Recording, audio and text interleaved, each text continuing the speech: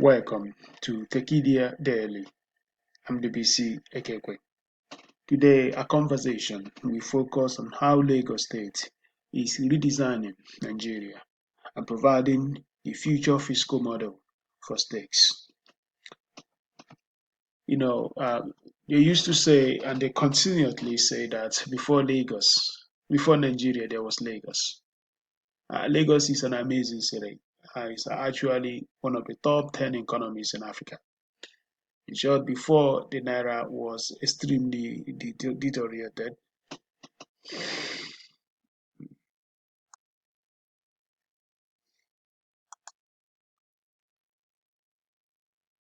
Welcome to Tekedia Daily.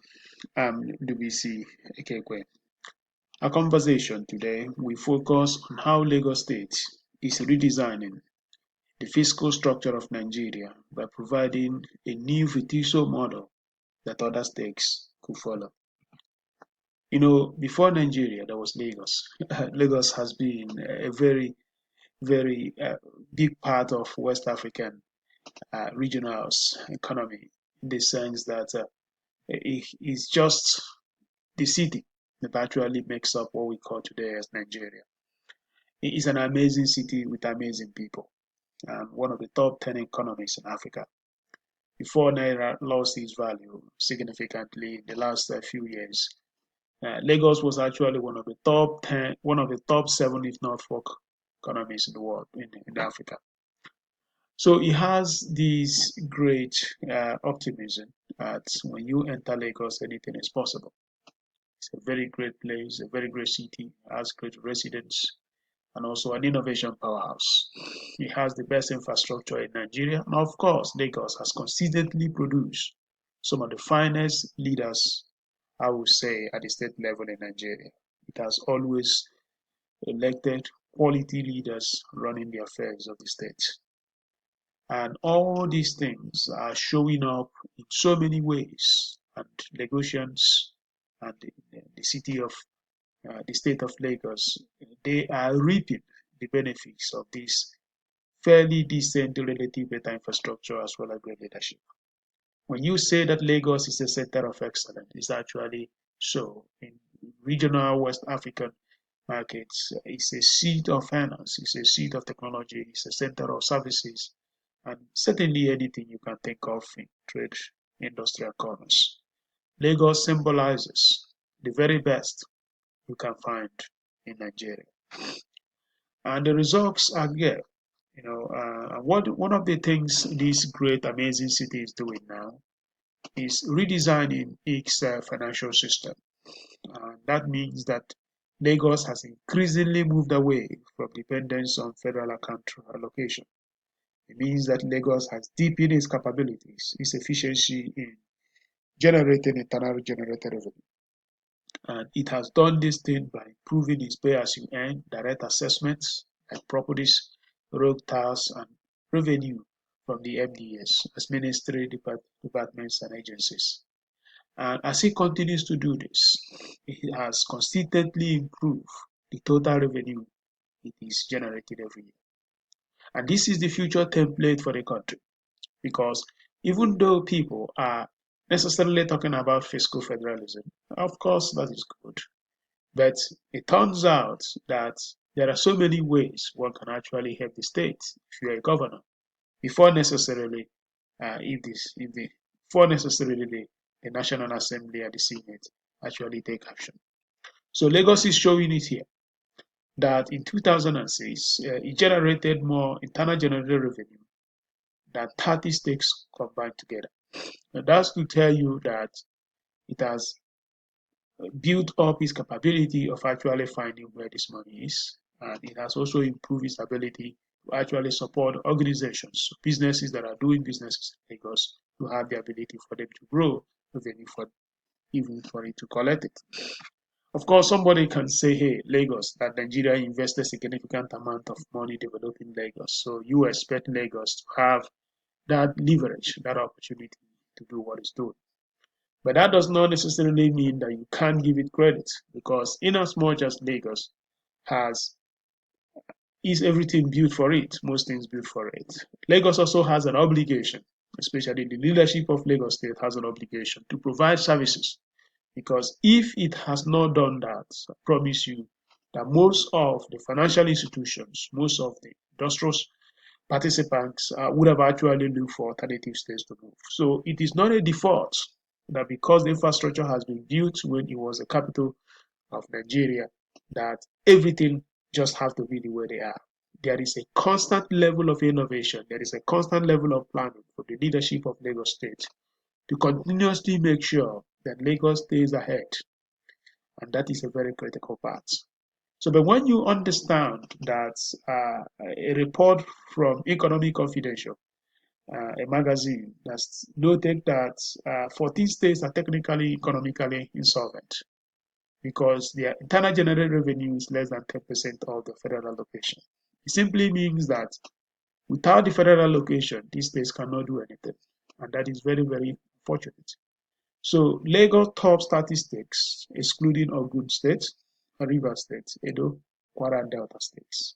And if you look at the distribution of these 5 states, that's largely exclusive in the total sum of the 30 states that Lagos IGR actually dominates. We see that Ogun State is in the southwest part of the country. Of course, this is South River State. You have Edo State, also the Kwara State. The excluding Delta State, I would say, and the River States. Edo and Kwara and Ogun State, they must be doing something really good for them to have had the ability to at least boost their IGR to up to 30% of their FA, as their federal allocation. It's not just common because there is nothing uniquely different when you look at the architecture of the state of Ogun State and when you compare to Osun State, or also when you look at um, Oyo State. Of course, these states, some of them are members of the Niger Delta Commission, and significant operational activities going there. But however, Kwara State is not there. So Kwara State must have also done something very good. Then in Ogun State in 2016, it actually it did very well, 127% of the FA. So for Lagos State 169. So it means that Ogun State has significantly outperformed even other states within the Niger Delta Development Commission. So that means that if you can isolate the facts, if it was a member of that bloc, it must have actually performed significantly by nearly 100% because other ones are largely around 30%. So it is very, very important that one does not just give this blanket excuse that Lagos is doing it because Lagos has its infrastructure before it when it was the capital of Nigeria. No, there are other ways, there are other states that are innovative, figuring out how they can find opportunity even in the midst of the little they have. The key here is how do you nurture companies that are operating therein? And how do you support them? And how do you build mechanisms that actually enable you to get this resource, get this funding, get this capital, get this revenue, essentially what is due to the state. So no other state made up to 100% of federal allocation. And so only Lagos State and the Ogun State made it in 2016. So the future is that diversification is going to be a very critical aspect of the national fiscal health. And Lagos State, Ogun State are showing us that this is the future. This is going to be the future model because as we continue to see the uncertainty in crude oil, as we are increasingly moving away from the use of fossil fuel to alternative energy sources like solar, we will continuously see a very heavy burden if we continue to rely on crude oil. And if crude oil market is affected significantly internationally, it means that Nigeria may not necessarily have enough revenue to even share. And that means that any state that depends on that is going to have a very serious challenge. So Lagos is winning itself out of oil. And that is the model that other states have to follow.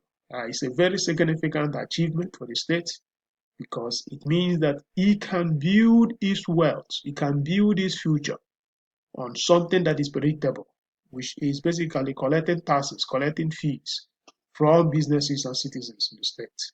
And every other state in the country must follow that path and deepen that ability, deepen that capability in order to improve his ability. So that the federal government, even when the oil money comes in, maybe it may not necessarily have that kind of push that unless there is money to be shared, nothing can actually happen in the state.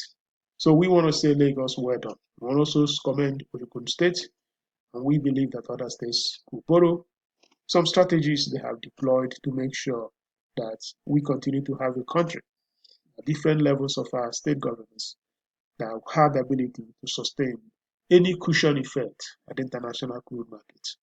You are listening to Tekedia Daily. Thank you.